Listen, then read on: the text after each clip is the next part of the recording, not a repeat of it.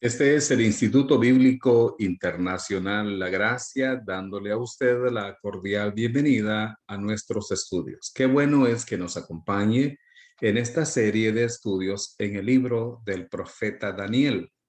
Ya hemos estudiado los primeros dos capítulos y ahora vamos al tercer capítulo de este libro. La lección de hoy tiene como título: No tienes que ser quemado. No tienes que ser quemado.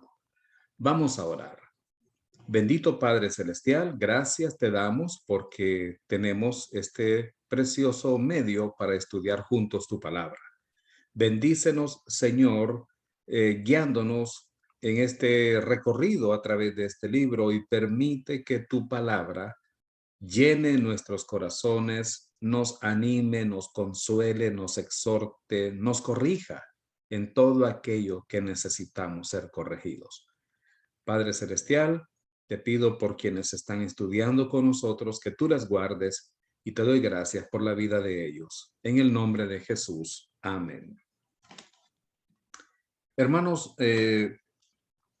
uno de los alumnos de Sócrates, el filósofo griego, le preguntó un día: Maestro, ¿por qué no le dice o por qué le dice a todos aquellos que quieren ser sus discípulos que vean ese estanque para que digan qué es lo que ven? Y Sócrates dijo: eso es muy sencillo. Estoy preparado para aceptar como alumnos a aquellos que pueden decir: yo veo en el estanque peces nadando. Pero aquellos que solamente pueden ver su propia imagen reflejada en el agua están tan enamorados de sí mismos que no puedo trabajar con ellos.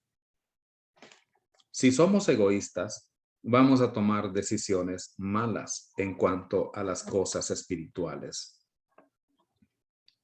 La Biblia dice en el libro de Proverbios, capítulo 15, versículo 33, el temor del Señor imparte sabiduría. La humildad precede a la honra. En otras palabras, antes de recibir honra, tenemos que ser humildes. Y en 1 Corintios 10, 13 al 14 dice: no os ha sobrevenido ninguna tentación que no sea humana, pero fiel es Dios, que no os dejará ser tentados más de lo que podéis resistir, sino que dará también juntamente con la tentación la salida para que podáis soportar. Por tanto, amados míos, huid de la idolatría.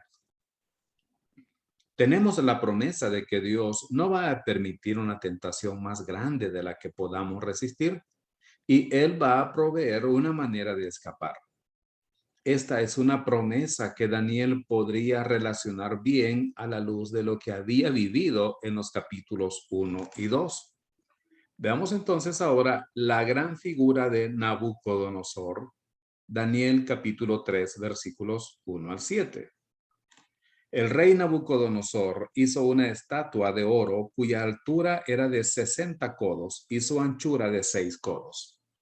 La levantó en el campo de Dura, en la provincia de Babilonia.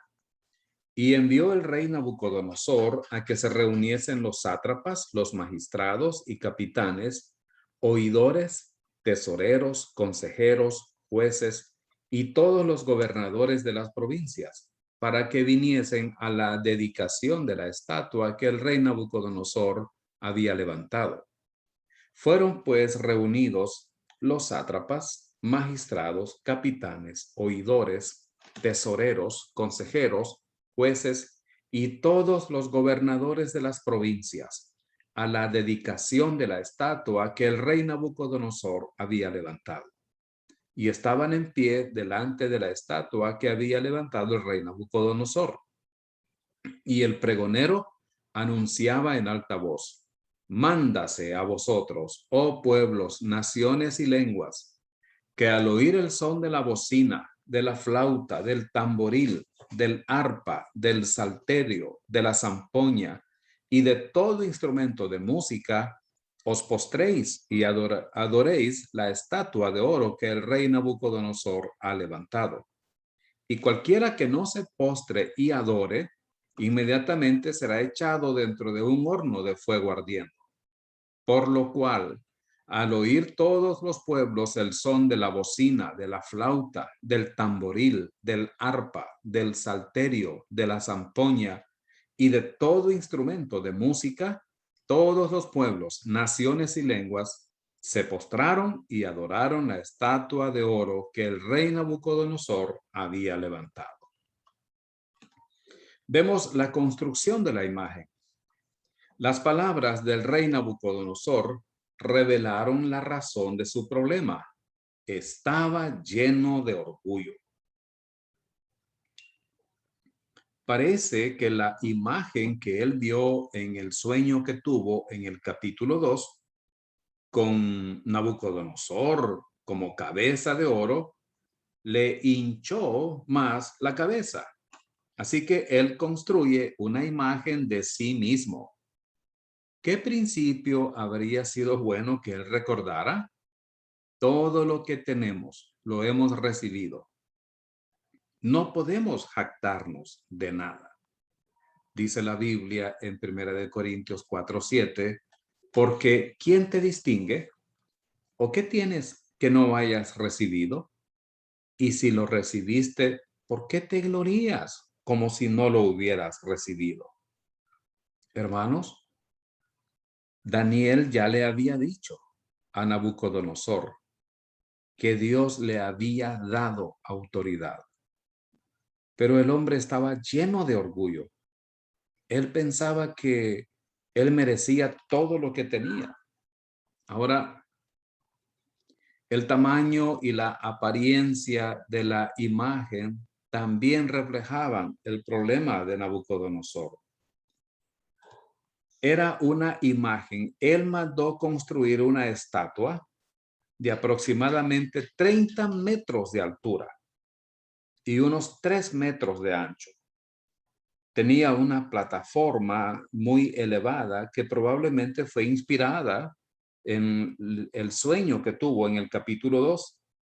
Y toda la imagen estaba hecha de oro puro. No era una estatua hueca, era sólida y toda en oro puro. Así que una imagen, ¿se imaginan ustedes una estatua de casi 30 metros de alto y 3 metros de ancho y de oro puro? Eso era lo que reflejaba el problema que había en Nabucodonosor, el gran orgullo que tenía. El lugar donde estaba la gran imagen era en una llanura, donde se podía ver a gran distancia. Así que ahí estaba aquella gran estatua brillando al sol, muy grande, muy impresionante, que podía verse desde lejos. Y hay evidencia histórica de estas imágenes. Las ruinas de Babilonia como esta, encontradas en el año de 1829, han demostrado que había una plataforma muy grande en lo que ahora o en lo que se conocía en aquel tiempo como el Valle de Dura o la llanura de Dura. Muy probablemente, hermanos, es el mismo lugar donde Nabucodonosor mandó a levantar esa gran estatua de oro puro para ser adorada. Veamos la ceremonia para adorar la imagen. Lo vemos en los versículos 2 al 7. Hubo una gran multitud de dignatarios, quienes habían sido invitados a la ceremonia de la dedicación de la gran imagen. Así que el rey Nabucodonosor mandó llamar a todas las personas importantes del imperio. Fueron invitados de lujo para que llegaran a la ceremonia de la dedicación de la gran imagen. ¿Qué tipo de personas estaban ahí? Líderes nacionales del gobierno babilónico. Las palabras usadas indican que eran gobernadores, administradores, tesoreros, etc. Todas las personas más importantes del gobierno y líderes del imperio de Babilonia. ¿Cuál fue el ambiente de este evento? Pues fue un ambiente festivo, social y religioso. Probablemente llegaron con sus mejores vestidos, sus mejores ropas, sus joyas más preciadas. Así como se ve en la entrega de los premios a la música, al cine, con alfombra roja, con gente queriendo verlos. Era como un desfile de modas, porque fueron invitadas las personas más importantes del imperio. Pero incluía también un ambiente religioso, porque fueron invitados para adorar una imagen que Nabucodonosor había mandado hacer.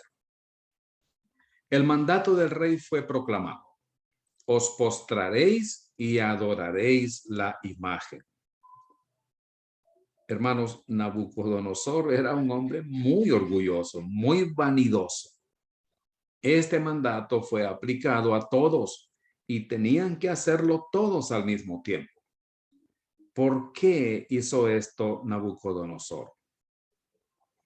Bueno, porque él tenía el poder absoluto y se creía descendiente de los dioses. Nabucodonosor tenía la autoridad política, pero también tenía poder religioso y no quiere compartir su autoridad espiritual con los caldeos. Hermanos, aquí hay una lección muy importante. Si una persona tiene poder político y espiritual, tiene el poder total. Por esa razón, las personas en los tiempos antiguos enseñaban que los reyes eran descendientes de los dioses. Los faraones en Egipto, los césares en Roma, los emperadores japoneses, etcétera. En Europa, los reyes enseñaban que ellos eran nombrados por Dios. Siempre trataban de mezclar la política con la religión. La reunión ante la estatua de Nabucodonosor se volvió un evento ecuménico, adorando juntos a la imagen. El rey proporcionó dos cosas que ayudaron a motivar la obediencia a su mandato. Él les dio una gran orquesta y buena música. Eso les proveyó. Una gran orquesta y buena música. Con la música se pueden romper muchas barreras entre las personas. Uno de los instrumentos era griego y otros eran de Persia. Un sonido de música mundial y Nabucodonosor está animando todo esto con música. Hay un principio que debemos aprender. Ten cuidado de cualquier religión que usa la música para confundirte. ¿Es posible que una iglesia tenga éxito sin la música? Debería tenerlo, porque lo más importante es la predicación de la palabra de Dios, no la música. La música es algo secundario, no quiere decir que no debería tenerse, pero muchas personas van a la iglesia solamente por la música que ahí cantan, pero esto no es correcto. La música no debe ser el principal motivo para la iglesia. Debe ser la palabra de Dios. La música es un vehículo poderoso para lo bueno y para lo malo.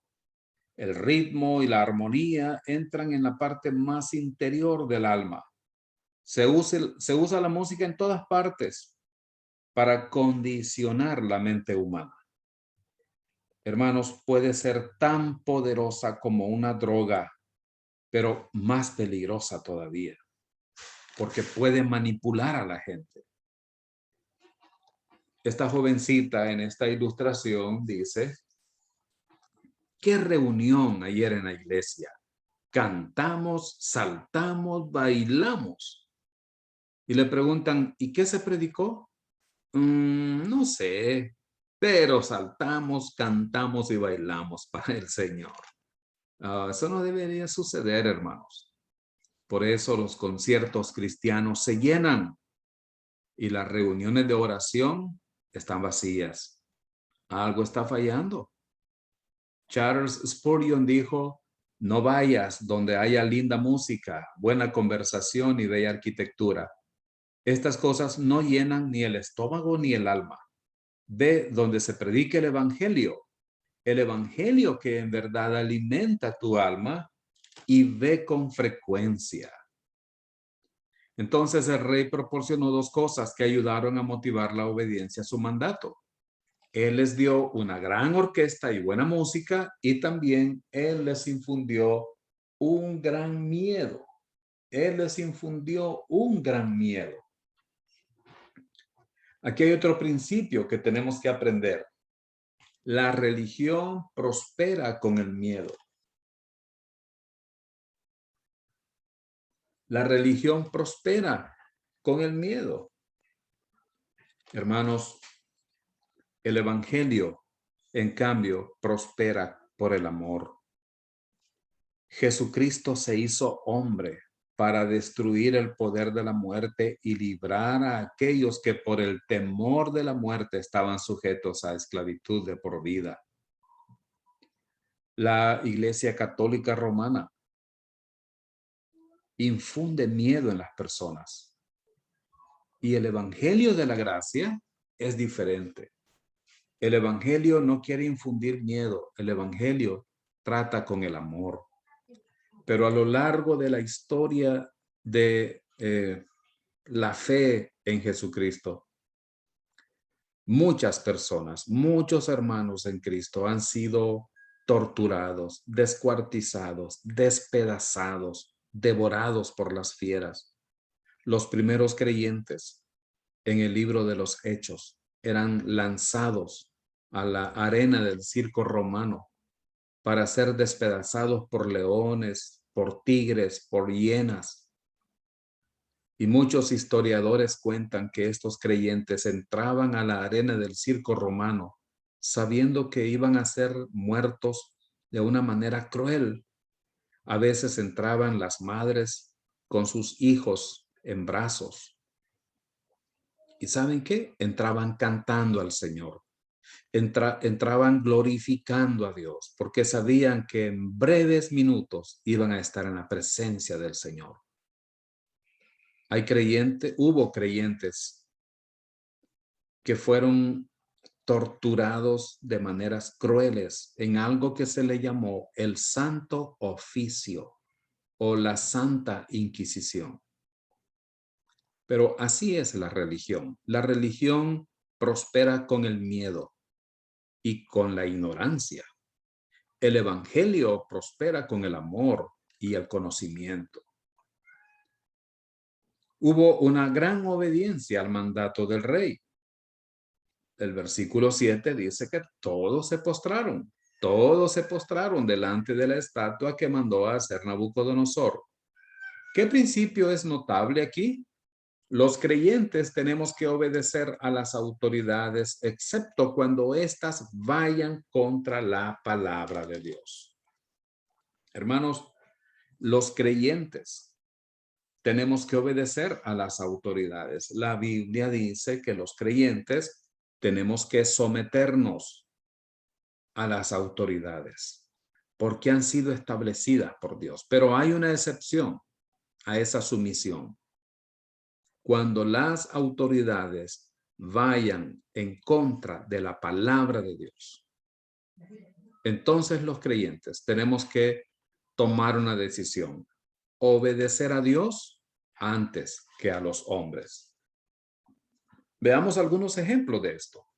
En Éxodo 1, versículos 15 al 21.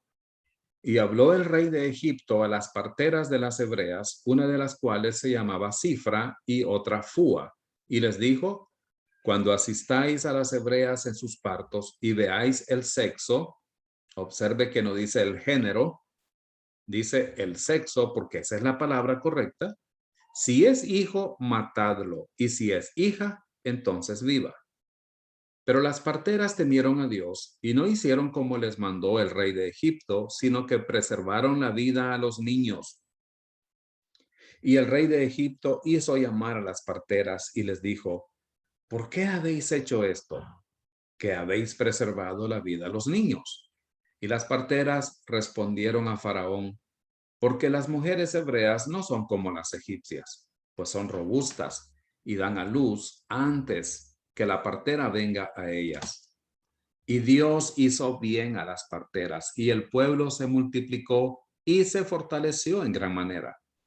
Y por haber las parteras temido a Dios, Él prosperó sus familias. Hermanos, las parteras obedecieron a Dios y desobedecieron a Faraón, pero lo hicieron por principios espirituales. En Hechos 5:29, los apóstoles obedecieron a Dios antes que a los hombres. Dice respondiendo Pedro, y los apóstoles dijeron, es necesario obedecer a Dios antes que a los hombres. Entonces, los amigos de Daniel no se sometieron. Fueron diferentes a todos aquellos que se estaban postrando delante de la estatua que hizo Nabucodonosor, y vemos la acusación en contra de ellos. Los tres fueron acusados por los caldeos. En el versículo 8 vemos que los tres fueron acusados por los caldeos. Dice, por esto en aquel tiempo vinieron algunos varones caldeos y acusaron maliciosamente a los judíos. Y aquí no se refiere a todos los judíos, sino a tres jóvenes que no se inclinaron ante la imagen que hizo Nabucodonosor. ¿Qué sabemos acerca de los caldeos? Aquí no se refiere a los astrólogos, sino a la etnia caldea, una tribu del sur de Babilonia. Pero son los mismos a los que Daniel salvó de morir en el capítulo 2. Daniel y sus amigos los habían salvado de la muerte en el capítulo 2 y ahora ellos están acusando a los judíos.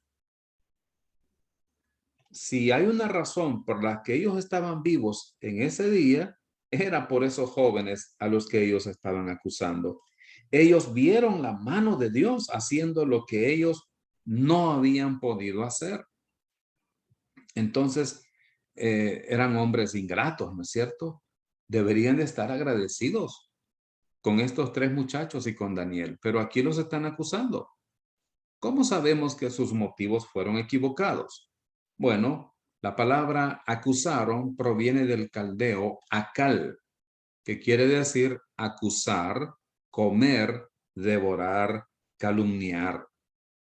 Ellos estaban acusando, o podríamos decir también en un sentido eh, eh, simbólico o figurado, en un lenguaje figurado, estaban comiéndose a esos tres muchachos. Los estaban devorando, estaban calumniando a esos tres jóvenes. Sus acusaciones consistieron en tres partes directas y una parte implícita. Daniel 3, 9 al 12. Hablaron y dijeron al rey Nabucodonosor, Rey para siempre vive. Tú, oh rey, has dado una ley que todo hombre, al oír el son de la bocina, de la flauta, del tamboril, del arpa, del salterio, de la zampoña y de todo instrumento de música, se postre y adore la estatua de oro. Y el que no se postre y adore, sea echado dentro de un horno de fuego ardiendo. Hay unos varones judíos, los cuales pusiste sobre los negocios de la provincia de Babilonia, Sadrach, Mesach y Abednego. Estos varones, oh rey, no te han respetado, no adoran tus dioses, ni adoran la estatua de oro que has levantado. Entonces vemos que sus acusaciones consistieron en tres partes directas y una parte implícita. ¿Cuáles fueron? Las acusaciones directas: no te han respetado, no sirven a tus dioses, ni adoran la estatua de oro. ¿Y cuál fue la parte implícita? Hay unos judíos. Estaban diciendo ellos, bueno, ahí hay algunos. Aunque después van directo y dicen sus nombres. Hay algunos judíos. Y vean aquí ustedes, hermanos, cómo ellos están acusando. No te han respetado. no sirven a tus dioses, ni adoran la estatua de oro. Son acusaciones directas en contra de los amigos de Daniel.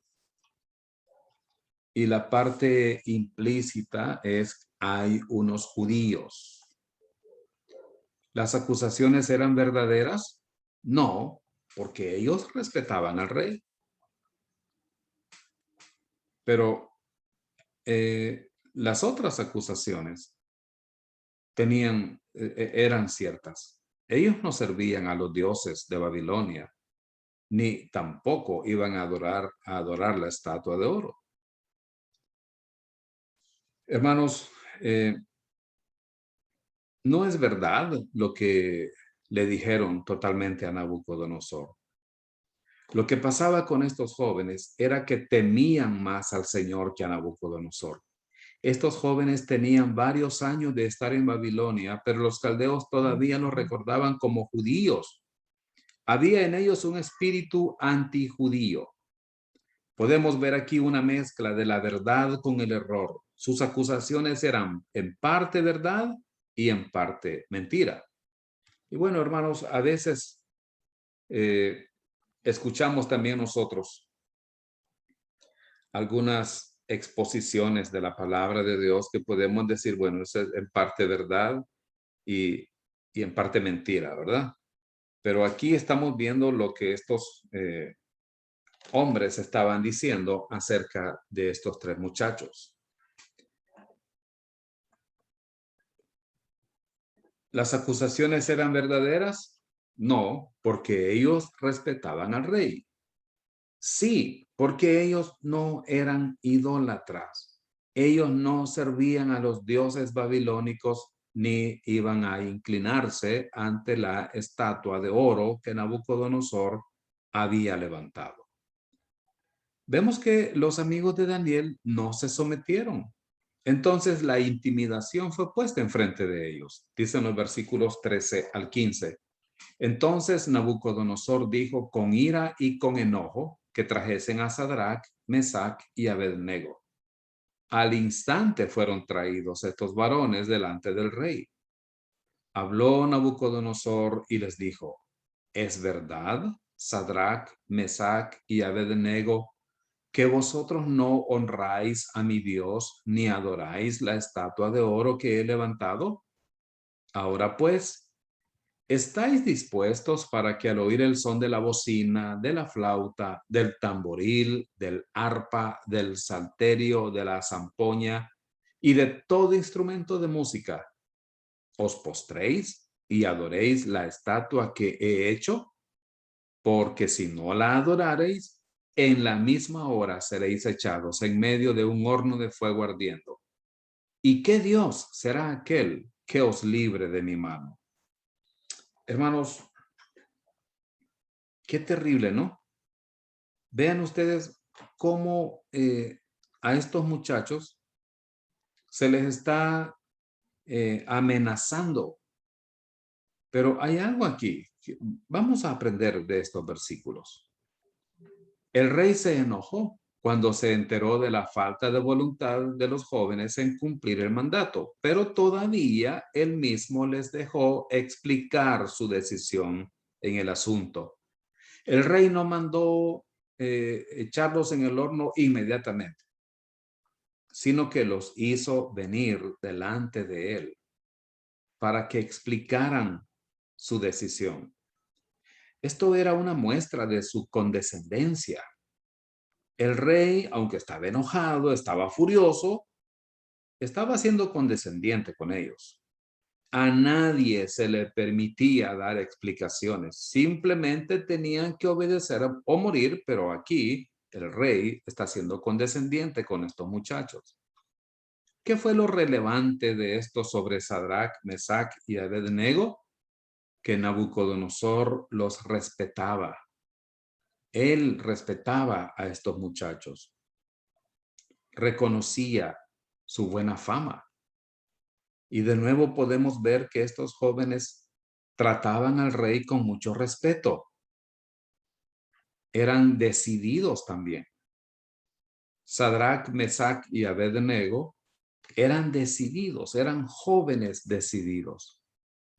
Queridos hermanos, que el Señor permita que haya creyentes jóvenes en la iglesia que sean decididos, que tengan esa valentía de enfrentarse a las autoridades y poder ser firmes en su fe. El rey les advirtió a los 3 amigos de Daniel que si no se sometían, los quemaría. ¿Cuál era el propósito con su manera de pensar? O el problema. ¿Cuál era el problema con su manera de pensar? Era su orgullo. Él pensaba que su poder y sus mandatos eran debidos a su propia fuerza. Él fallaba en reconocer a Dios como superior a él. Y entonces, ¿qué hizo Dios? Mostró su poder y su gloria. Y también les estaba mostrando, le estaba dando la oportunidad de contestar la pregunta, ¿quién era el más grande? Recuerden que él dijo al final, ¿qué Dios es aquel que les podrá librar de mi mano? Pues Dios iba a decir, yo voy a librarlos y te voy a mostrar mi poder y mi gloria. Daniel 3, 16 al 18 dice, Sadrach, Mesach y Abednego respondieron al rey Nabucodonosor diciendo, no es necesario que te respondamos sobre este asunto. He aquí nuestro Dios a quien servimos puede librarnos del horno de fuego ardiendo y de tu mano, oh rey, nos librará. Y si no, sepas, oh rey, que no serviremos a tus dioses ni tampoco adoraremos la estatua que has levantado. Las convicciones que los guiaron, los vemos en los versículos 16 al 18. ¿Cuáles son algunos posibles argumentos que pudieron haber usado para someterse e inclinarse ante la imagen? Ellos podrían haber dicho, bueno, es una orden del rey, tenemos que obedecerla. Ellos pudieron haber dicho, debo conservar mi posición de privilegio en el reino, no quiero perder esta autoridad que tengo. Ellos pudieron haber dicho, bueno, es que solo así voy a salvar mi vida, no hay otra opción. O me siento en deuda con el rey, es que él me trata tan bien, ha sido tan bueno con nosotros que me voy a inclinar ante la imagen porque me siento comprometido con él. Voy a inclinarme y luego lo voy a confesar al Señor para que me perdone. Bueno, no hay problema, ¿no? El Señor sabe que yo lo hago para salvar mi vida. Me voy a inclinar ante la imagen y después lo voy a confesar. Y el Señor me va a perdonar y asunto arreglado. Ellos pudieron haber dicho eso. Ellos pudieron haber pensado también, bueno, Dios sabe que no lo hago de corazón. Me voy a inclinar ante esta imagen, pero el Señor conoce mi corazón y Él sabe que yo no lo estoy haciendo con sinceridad. ¿Cuál fue la razón para no someterse e inclinarse? Obedecer a Dios antes que a los hombres. Esa fue la verdadera razón. Ellos sabían que Dios prohíbe inclinarse ante cualquier imagen. No importa la imagen que se tenga enfrente. No importa si es de oro, como en este caso, o de plata, o de bronce, o de madera, o de mármol, o de yeso. No debe inclinarse nadie ante ninguna imagen. Es necesario obedecer a Dios antes que a los hombres. En Éxodo capítulo 20, versículos 3 al 6 leemos, no tendrás dioses ajenos delante de mí. No te harás imagen, ni ninguna semejanza de lo que esté arriba en el cielo, ni abajo en la tierra, ni en las aguas debajo de la tierra. No te inclinarás a ellas ni las honrarás, porque yo soy Jehová tu Dios, fuerte, celoso, que visito la maldad de los padres sobre los hijos hasta la tercera y cuarta generación de los que me aborrecen. Y hago misericordia a millares, a los que me aman y guardan mis mandamientos. Hermanos, no es la voluntad de Dios que nos inclinemos ante ninguna imagen, ninguna semejanza de lo que esté arriba en el cielo, ni abajo en la tierra, ni en las aguas debajo de la tierra. Dice la Biblia, no te inclinarás a ellas, ni las honrarás. Bueno, una de las excusas que oímos hoy en día es, no, es que no las estamos adorando, las estamos venerando. Hermanos, la Biblia dice, no te inclinarás a ellas, ni las honrarás. Ellos conocían las escrituras y es importante hacer la voluntad de Dios más que cualquier otra cosa.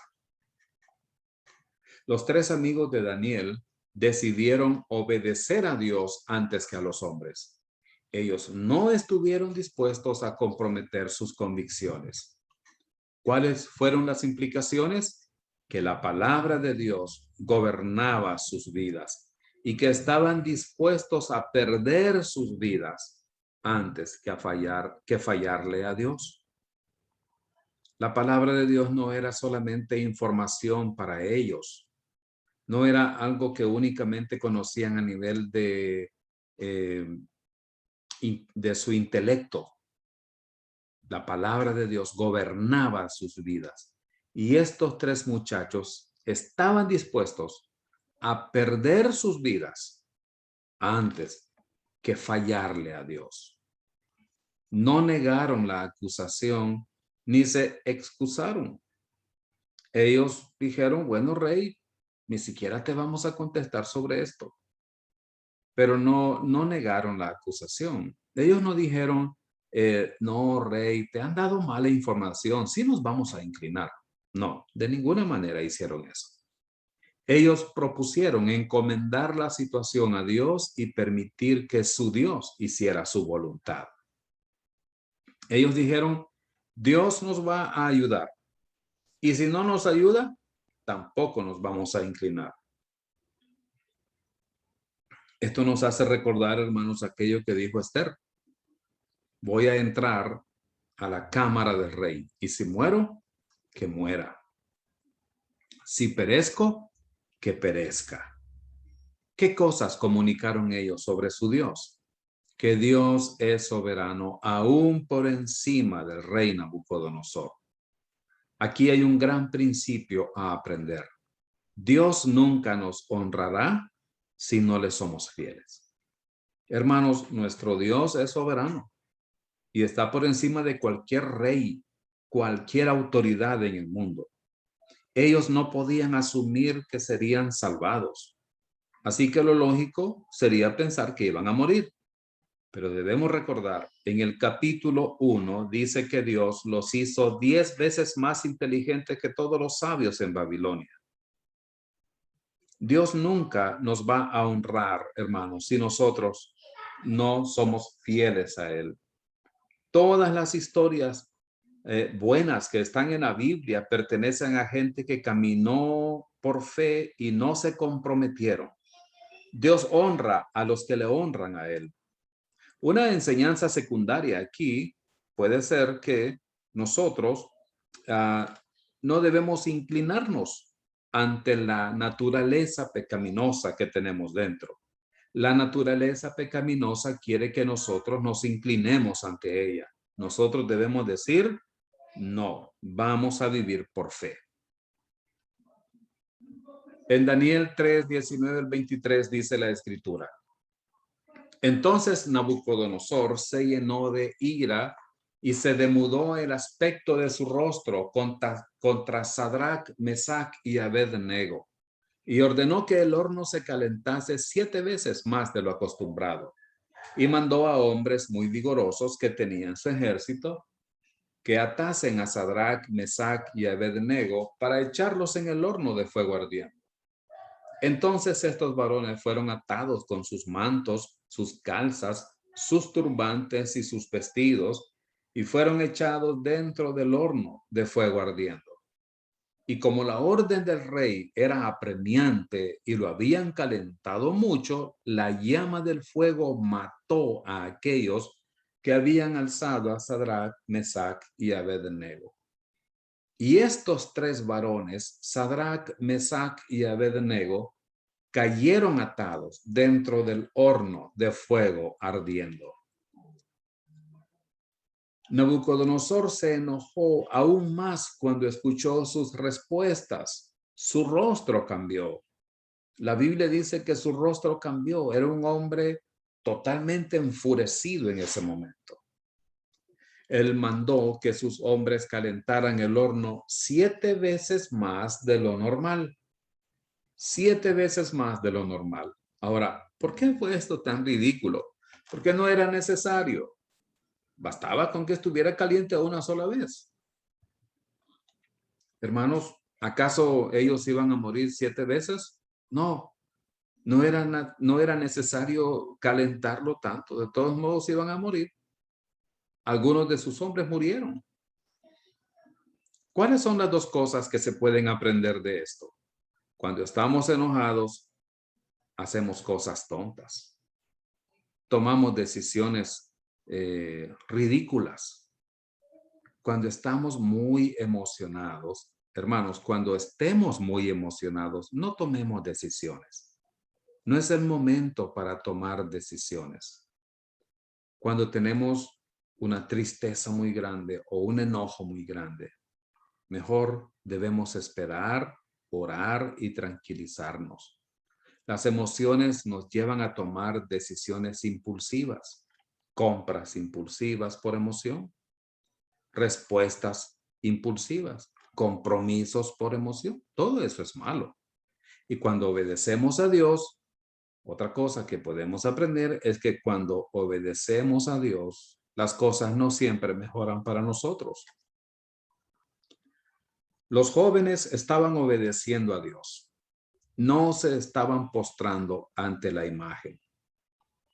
¿Los perdonó Nabucodonosor? No, no los perdonó. Más bien los lanzó al horno. Las cosas no mejoraron para ellos. Más bien empeoraron. Desde el punto de vista humano, las cosas empeoraron para ellos. Ahora, hermanos, ellos estaban haciendo lo correcto. Y muchas veces en nuestra vida, cuando nosotros hacemos lo correcto, las cosas no mejoran. Cuando nosotros hacemos lo correcto ante los ojos de Dios, muchas veces las cosas pueden empeorar para nosotros. Pero recordemos que Dios tiene el control de todo. Nabucodonosor mandó que los tres jóvenes fueran atados y echados en el fuego completamente vestidos. Y aquí viene una parte de la historia, o aquí viene la parte de la historia que debe darnos mucho ánimo. Jesucristo estuvo con ellos mientras estuvieron en el horno de fuego. Jesucristo mismo les hizo compañía. Dicen los versículos 24 al 25. Entonces el rey Nabucodonosor se espantó y se levantó apresuradamente y dijo a los de su consejo: ¿no echaron a 3 varones atados dentro del fuego? Ellos respondieron al rey: es verdad, oh rey. Y él dijo: he aquí yo veo 4 varones sueltos que se pasean en medio del fuego sin sufrir ningún daño. Y el aspecto del cuarto es semejante a hijo de los dioses. Cuando el rey miró hacia el horno, se asombró de lo que vio. ¿Y qué fue lo que vio? Vio 4 personas en lugar de 3. No se estaban quemando, estaban caminando en el horno. El cuarto era el hijo de Dios. Nabucodonosor dijo que el cuarto hombre era como de la raza de los dioses, porque la cuarta persona que estaba ahí era Dios mismo. Hermanos, esta es una enseñanza muy importante. No se estaban quemando, no estaban gritando de dolor, estaban paseándose en medio de las llamas de aquel horno que había sido calentado exageradamente.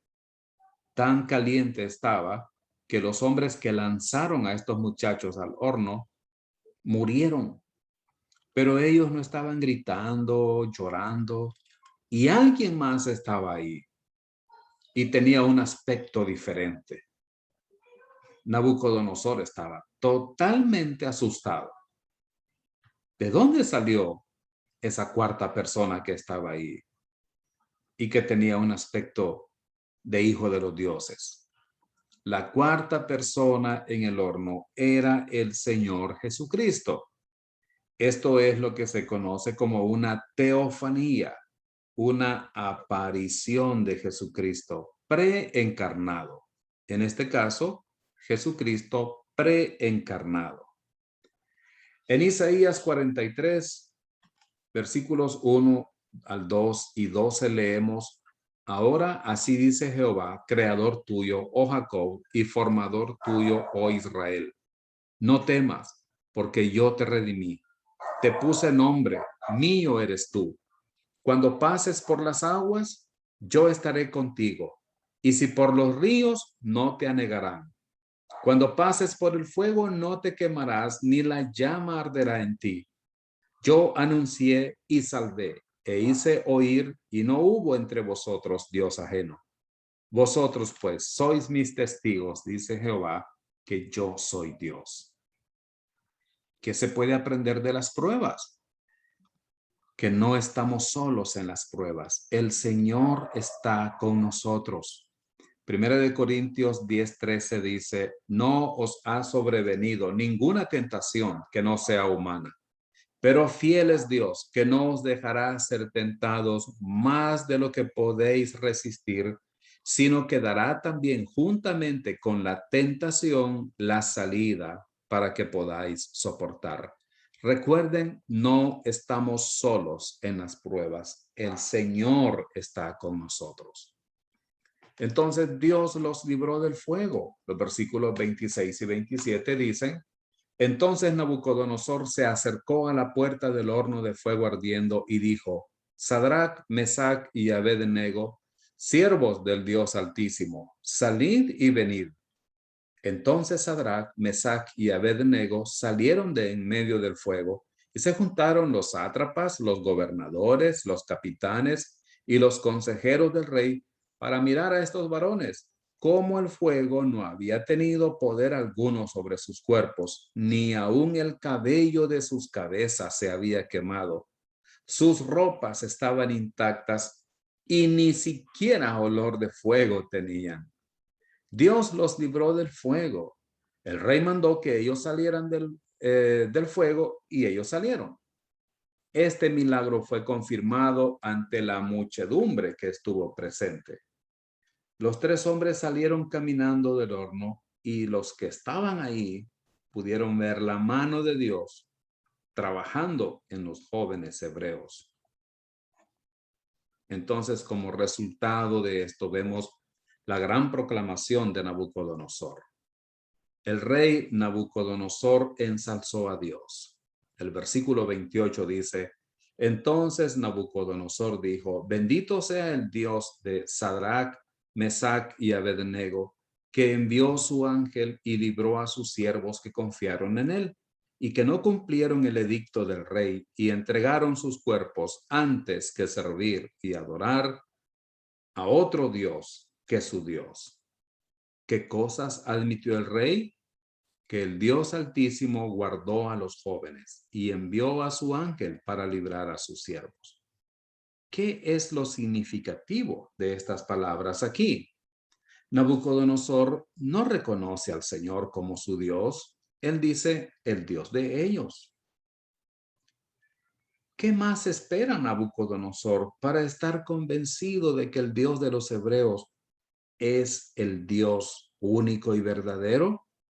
Bueno, recordemos que este hombre era muy orgulloso y todavía no quiere admitir que él es su Dios también. El rey Nabucodonosor promulgó un decreto. Por lo tanto, decreto que todo pueblo, nación o lengua que dijere blasfemia contra el Dios de Sadrach, Mesach y Abednego sea descuartizado y su casa convertida en muladar, por cuanto no hay Dios que pueda librar como este. El rey Nabucodonosor promovió a los 3 amigos de Daniel. El versículo 30 dice, entonces el rey engrandeció a Sadrach, Mesach y Abednego en la provincia de Babilonia. ¿Qué principio es evidente aquí? Dios honra a los que le honran. Queridos hermanos, Dios honra a los que le honran. Qué importante lección. ¿Estamos honrando al Señor? Si lo estamos honrando, Él nos honrará. Solamente puede honrar a aquellos que le honran a Él. Oremos. Te damos gracias, Señor, por tu palabra. Gracias por esta historia verídica que hemos leído. Nosotros también podemos ver tu mano, Señor. Podemos ver tu poder en nuestra vida cuando nosotros estamos sometiéndonos a tu palabra. Bendícenos para que podamos siempre gozarnos con tu palabra. Te lo pedimos en el nombre de Jesús. Amén.